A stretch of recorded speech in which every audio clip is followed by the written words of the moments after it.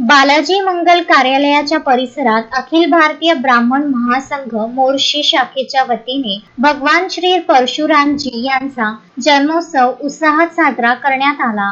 अखिल भारतीय ब्राह्मण महासंघ समाजाचे अध्यक्ष पिंकल पुरोहित, उपाध्यक्ष कीर्तेश शर्मा, सचिव निखिल ओझा इत्यादी मान्यवरांच्या हस्ते भगवान श्री परशुरामाच्या प्रतिमेचे दीप प्रज्वलित करून हार अर्पण करून पूजन करण्यात आले होते.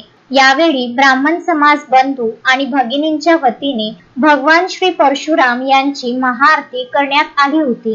यावेळी गिरीश जोशी, पंकज शर्मा, पवन शर्मा, मनीष पुरोहित, प्रदीप शर्मा, प्राचित गौड, राजू गौड, गिरीधर पुरोहित, गणेश जोशी, दिनेश मिश्रा, हरीश तिवारी, अजित जोशी, नितीन ओझा, राजू शर्मा, दिलीप शर्मा, नवल पुरोहित, अभय जोशी, विशाल टितळे त्याचप्रमाणे ब्राह्मण समाजाच्या महिला मोठ्या संख्येने उपस्थित होत्या.